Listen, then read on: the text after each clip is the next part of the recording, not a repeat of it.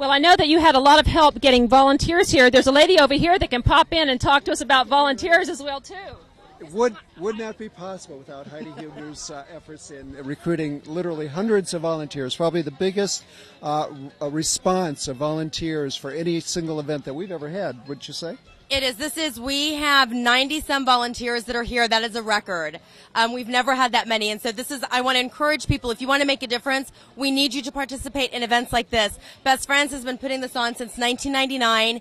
They do 2 and 3 a year.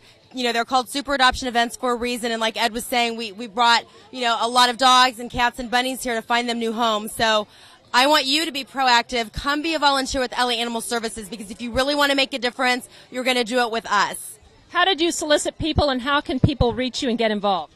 You can all go to our website, www.laanimalservices.com, or call the volunteer line at 213-485-8546. And we have orientations every month at all of the shelters, so we welcome you to call RSVP, go to that. For today's event, I did a lot of outside recruiting. We have a lot of employees from Starbucks. They do a lot of community service outreach. They happen to hear through the grapevine about LA Animal Services. They're a bunch of animal lovers, so they called, so I signed them up. We did a brief orientation with them so they could be here today. We also have some of the DAWs here, and just networking, putting, the word out to people that I know and people that other employees and volunteers and members of the community knowing, just saying, this is a group effort. We need to make a difference. So that's how we were so fortunate. This is a blessing. I want to have 200 volunteers next time. So I understand that also rescue groups will help you out at the end of the day. Tell me about that. Absolutely. It's our hope that at the end of the day, the number of animals that we were unable to adopt out, we're going to be turning over to the rescue groups through our New Hope program, which means they will get the animals at no charge, and that includes spay-neuter surgery, microchip, and vaccinations.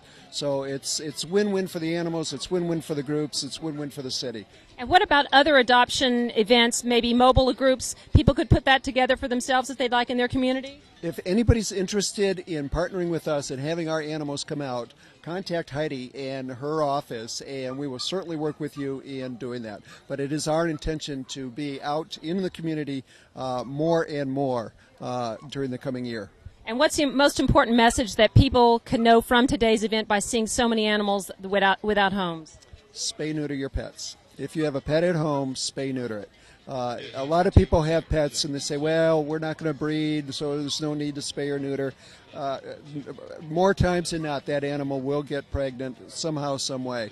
So if every pet owner in Los Angeles were to spay and neuter their dog or their cat or their rabbit, we could end pet euthanasia in this city in 2 to 3 years. And Heidi, what about other people putting the word out to volunteers? How is the best way for them to communicate that this was a fun event, it was interesting, it was exciting, you made new friends? What should people do to their companies and to their friends to get them involved? Talk about it, talk about it, talk about it.